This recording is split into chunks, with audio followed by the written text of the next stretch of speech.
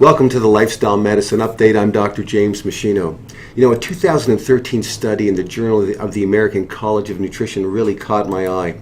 It showed that taking 1,000 milligrams a day of vitamin C reduced blood lead levels by 81%. So the study involved 75 adult men aged 20 to 30 years old. They were smokers. They smoked at least one pack of cigarettes a day. But they had no clinical signs of vitamin C deficiency or lead toxicity.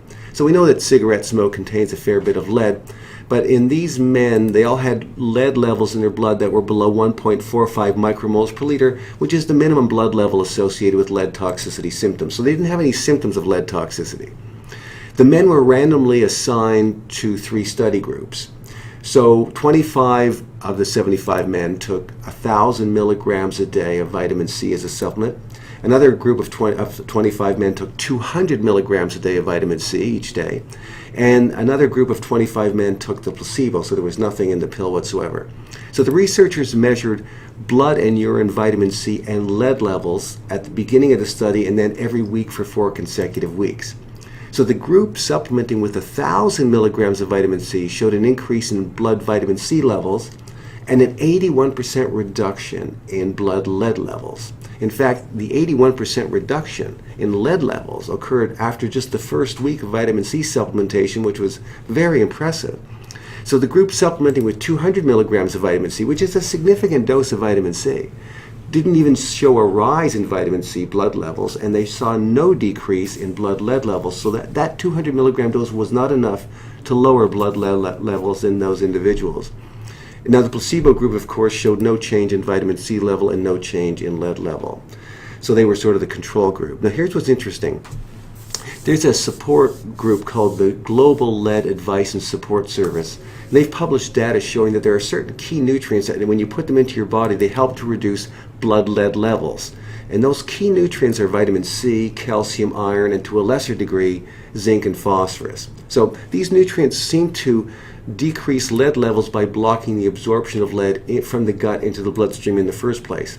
But vitamin C has a second effect. It helps to actually increase the excretion of lead out of the body. And so we think that's why vitamin C was so important in this study at decreasing lead levels by 81% in just a very short period of time. So what they say is that for reducing blood lead levels, the most consistent findings come with intake of vitamin C, vitamin E, vitamin B1, folic acid, another B vitamin, and iron to some degree. So, you know, lead in the body is distributed in the brain, and the liver, and the kidneys, and the bones, and the teeth. It accumulates in these organs and tissues. And human exposure is usually, it's assessed through the measurement of blood lead levels. That's how you know what your level exposure would be. You get your blood level of lead done. And no one is walking around with a 0 blood level of lead. Everybody has some lead in their bloodstream due to environmental exposure, and no level of lead is completely safe. But the lower the blood level, of course, the better. So the lifetime accumulation of lead in the body can cause a decline in kidney function.